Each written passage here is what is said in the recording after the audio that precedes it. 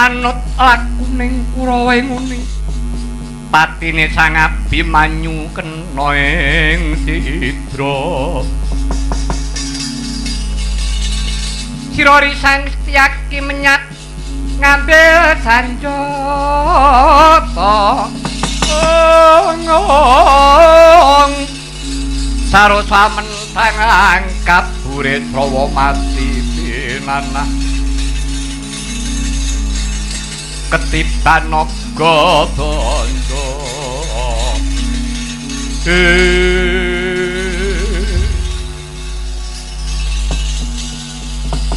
kula waspadaken ingkang rawuh wonten tepis wiringing wana Citra Ganda Mayit kadipaduka Kakang Prabu Ngawangga.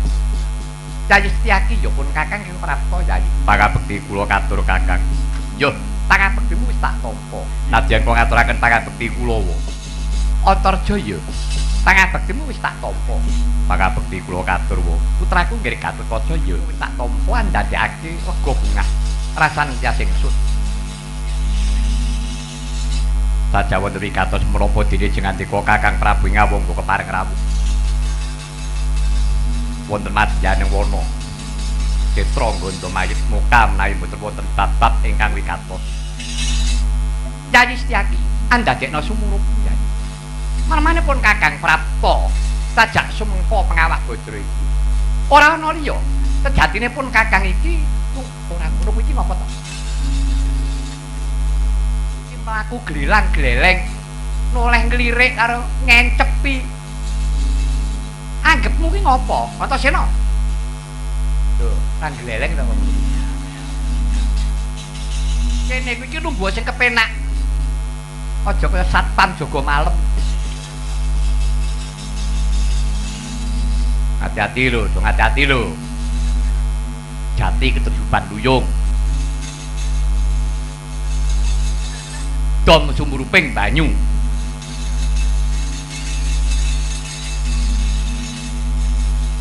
Becik lair. Sing ngerti atine sapa? Dapurmu. Bektiku katur Pakde. Yo to jenenge lungguh kene to. Yo. Hati-hati lho. Wong ki mung karek apa kumpulane. Kumpul pendhita.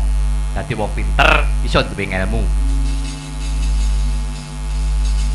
Kumpul karo para satriya. Iso duwe ilmuning prajurit. Kumpul karo para ratu, ngerti olah kapraja. Kumpul kebo meteng edan.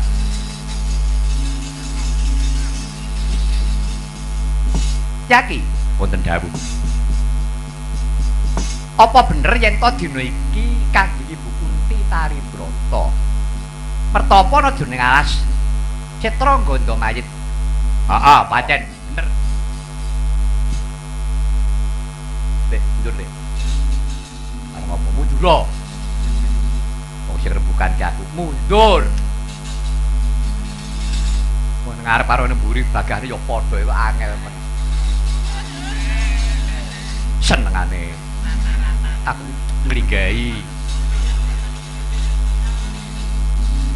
ya-yaan panjarak Wong Prabu ye Blaka Suta wong papat iki ngreksa kayuwanane Eyang Putri Kunti Taribrata sampeyan arep apa Antasena kira wis ngerti to nadyan to kowe iki ora nyumurupi ning kowe tau krungu yen to Dewi Kunti kuwi ibu aku iki pambanyuning Pandhawa sing tuwa dhewe iki aku lah kok ora melu rombong aku kepiye to nek kowe iki ngaku jare Pandhawa sing tuwa dhewe kok ora bareng karo para pepundhen kok gawe rombongan dhewe bareng anu ora payu ora to ya.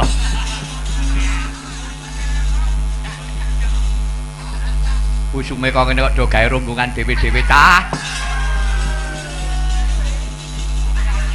Gaglak erane kok ana wong nanggap. Antasena. Ngene yo, Nggih. kabeh mau anut marang keparinging Gusti kodrating lelakon kudu mengkono. Nadyan aku iki seje panggonan adoh papane nanging caket jroning ati katresnanku marang pepundhenmu para Pandhawa. Sebab padha-padha putrane Dewi Kunti Taribrata. Nah terus karepmu arep ngopo?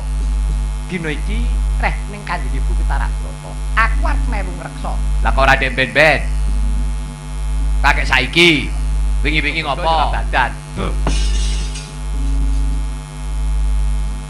Antasena. Jabat dina iki bakal ana bebaya sing nempuh kelawan Kanjeng Ratu Kunti Taribrata. Kanjeng Ibu Dewi Kunti Taribrata iki ora dadi keparinge Yayi Prabu Duryudana. Lah kok kowe mau ngelekke? Wong kuwi rombonganmu. Kudune sampeyan iso ngendhek-endhek kekarepane Wa Prabu Duryudana nek ora bener ora apik. Aja meri aja serik. Wis ora kurang-kurang Antasena. Malah kepara dina iki Yayi Prabu Duryudana kongkonan buta loro. Jenenge Kalanjaya Kalata loro duweni kasekten. Mula mamerake kaprawirane saguh judak Dewi Kunti yen perlu bakal dipateni. Mula Antasena, Yaki Antarja Gatotkaca, lilanana aku bakal melu cawe-cawe. Aku tak nyramakake jiwa ragaku. Perkara Kanjeng Ibu Kunti kuwi ngakoni karena putrane apa dudu, wis dudu bab meneh. Ora tak pikir. Sing baku aku percaya marang pangkuasane Gusti yen to karena anak Kunti. Kok mengko yen eneng pengamuke buta loro kuwi kowe do menenga. Yen Kurawa sakarepmu. Tandhangono. Yen eneng buta kembar Kalanjaya Kalantaka kuwi mungsuhku sebab wis dadi prasetyaku. Oh, ngono dadi kuwi lahir batin. Terseni iki Wa Prabu Karna arep ngrombong kene. Ngono, heeh. Tenan to kuwi? Tenan. Aja ngapusi lho. Prabu Karna kuwi bakal ngapusi. Suwer, ayo suwer. Kaya tak sikle. Arek ngono. Jaman saiki becik lahir sing ngerti batine sapa, ngono kae. Kowe tau krungu to? Cintenane apa bener kambang? Becik lahir sing ngerti batine sapa, ngono kae. Kuwi tenan jane. Ambak remuk kok iki jane tenan. Sapa? Arep butuh migu. Ah, iki kok seperno-perno ora. Yen pancen mengkono, aja nganti lali. Toto-totowa gedhekno kaprayit menawa iki Kurawa nekani ana ing alase Trangga mayit. Ayo tetelo mekaten Kakang Prabu Sampun waspatos sing penggalih. Mangke kula ingkang badhe njageni. Gedhekno kaprayit menamu ya Di, Yaki Antarja Gatotkaca Kurawa kae.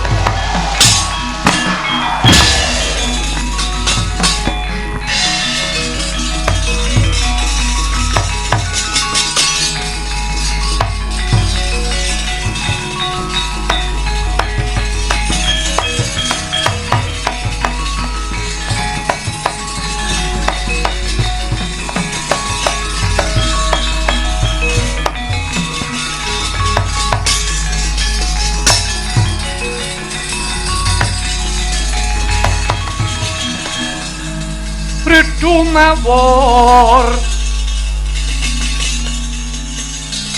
mangawur-awur Murahan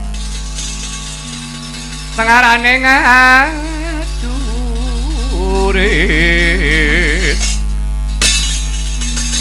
kang maguru kang tetek kaya butula war pancriting turangga eti rekata ingkang swadya layu sepit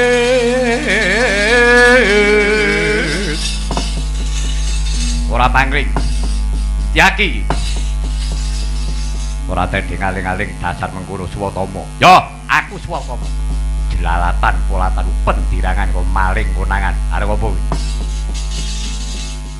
ora sah nutupi lorek ing atimu arep nyadi kok suta dinuta kawan Sinun Prabu Duryudana aku kudu ketemu karo Dewi Kunti yen ketemu arep apa tak judak kudu lunga saka jroning ngalas Citra Gondomayit kudu minggat yen ngeman karo nyawani Swatama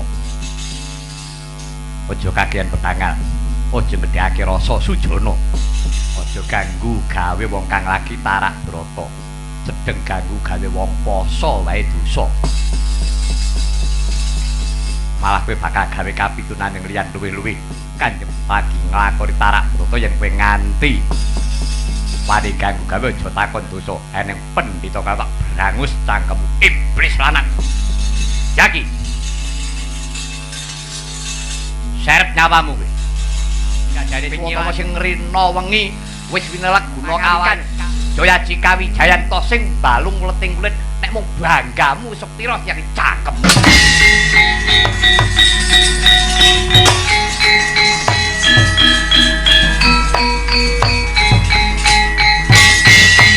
parat ora ngomong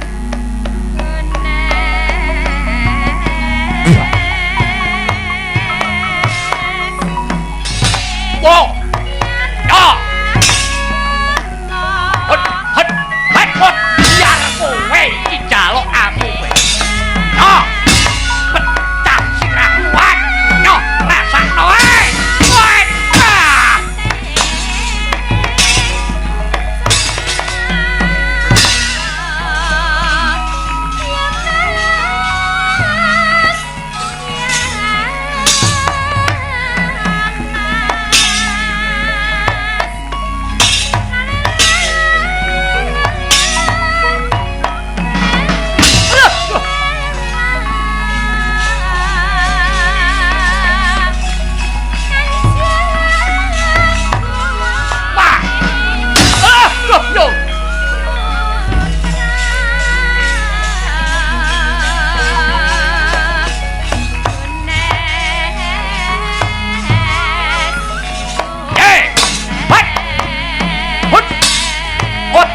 biar wah wat wat on loa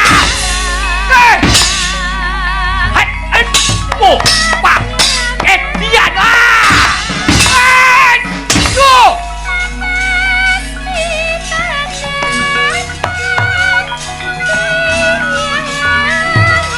mo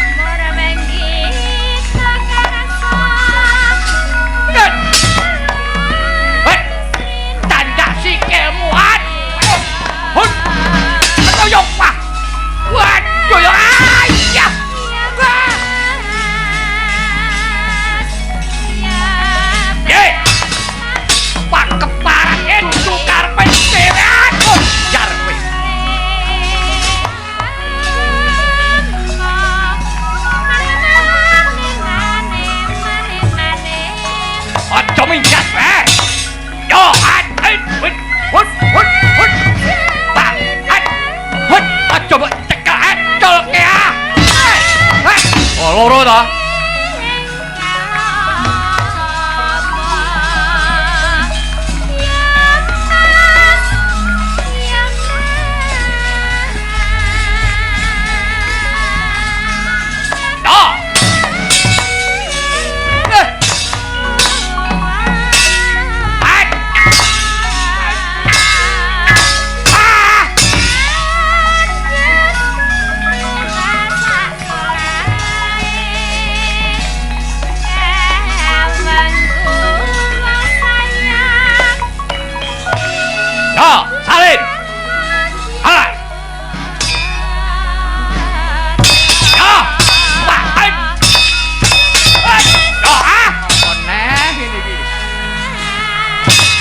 Lah ra itu apa-apa kok dolanan setrum. Yo. Hai. Yo. Yo. Hai. Lho ngene iki dicirui karo cah-cah kuwi. Dan ora munyuk-munyuk ra wek. Yo.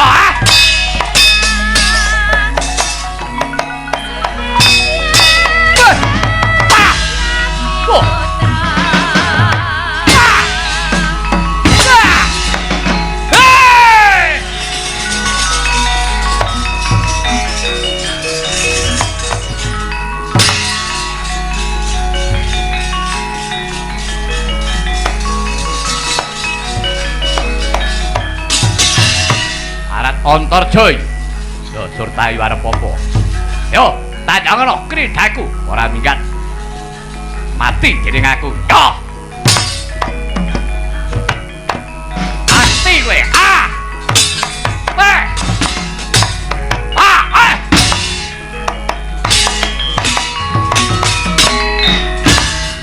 Yo. Hai, eh. Wait! Hey! Go, go! Ah! Ah! Hey! Hey! Ah! Ay!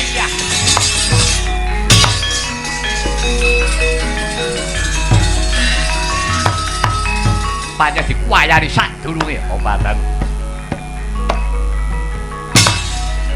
Loh. Edan. Aduh yo, ah, tuh, aduh yo,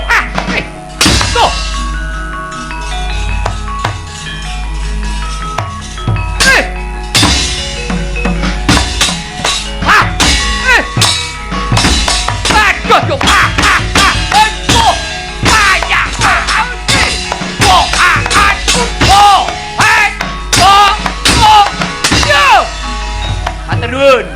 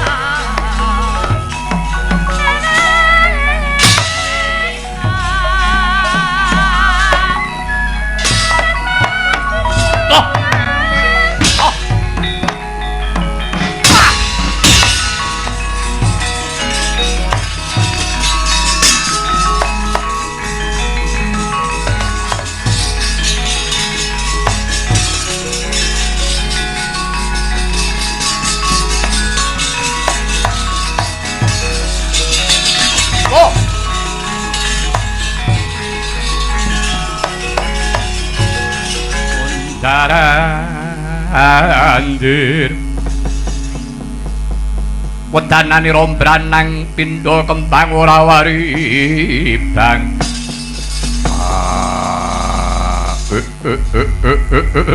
Ladala. Sak kelebatan aku kaya wis tau weruh karo piyayi iki. Yen ora kleru sak deliringan ana kraton Ngastina.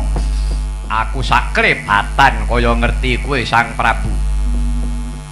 Kene durung dawur mripatmu. Sih genep panca driyamu. Wah, alus sengak omongan. Kowe sapa? Nata ngamangga Prabu Karna Dasusena. Aku Kalantaka. Aku wis ngerti karo degapuramu. Kalantaka. Dina iki kowe bakal ngupaya sirnane Dewi Kunti. Ya nyata. Lekno mripatmu gatekno gobokmu.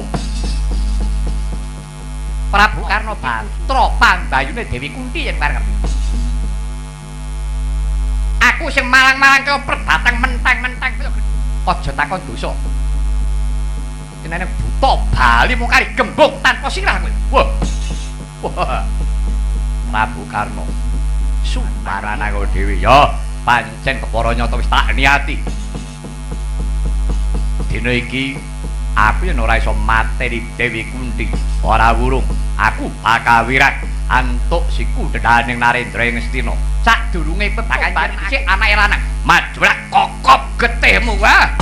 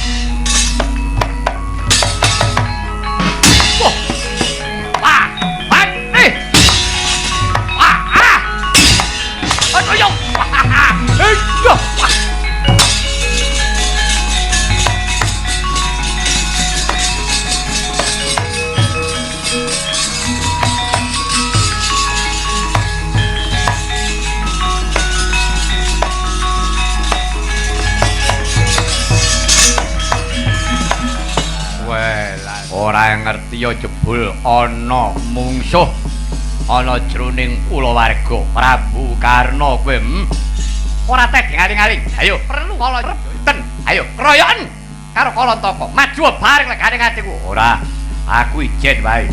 Bakal kuat nandingi kridhamu. Maju mrene tabrak dong pantengan.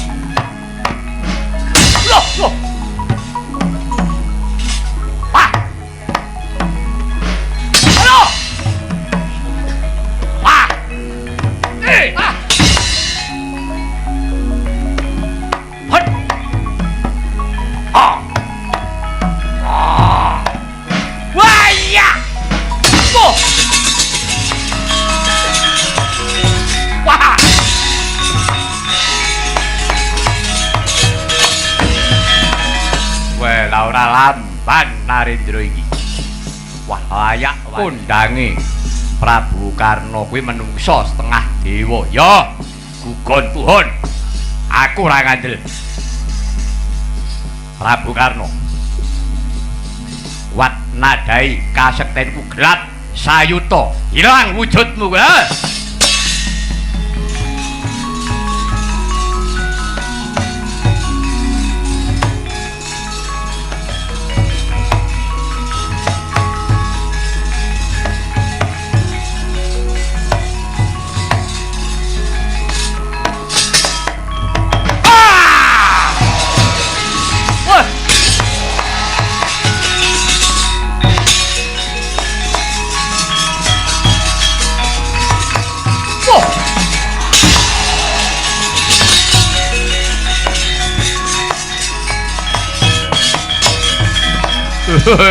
Ladala ilang wujudku menungso dadi boyo ora baen-baen. Yo najar wis ilang kebagusanku wujud dadi boyo ora iso nyampurnakake buta loro iki dudu Karna. Mandhek kala jaya kalantaka manut tak gaglak mlebu wadukku kene.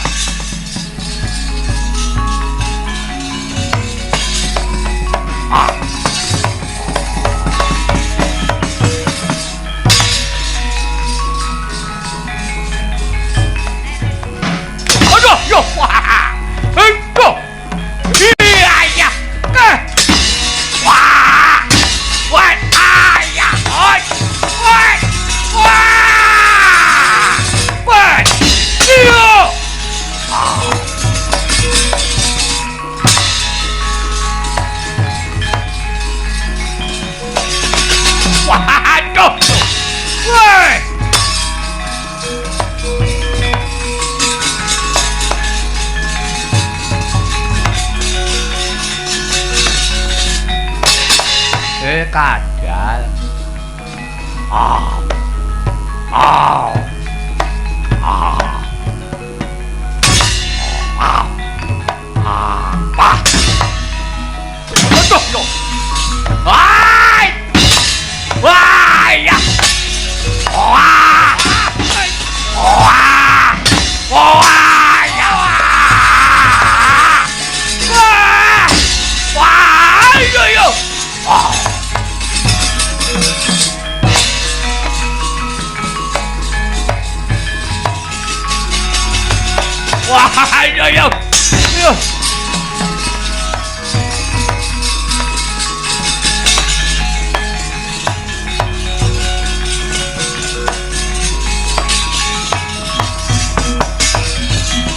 Aduh, mati aku Kakang.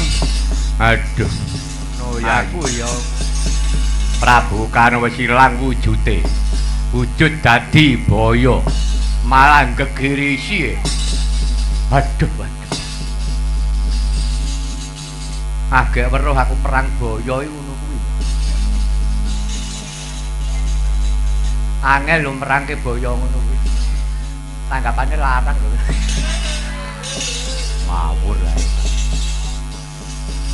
Karepmu piye? Maju apa mundur? Maju. Ngisi ni. Menungso kok kalah karo boyo. Aja nyawang bayane.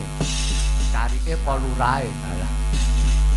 Tegese boyo. Lah ya kok aja nyawang wujuding boyo. Sapa sejatine boyo? Prabu Karna jare menungso setengah dewa. Mbah ora idep. Ajiku gelap sayuta mamprung wae.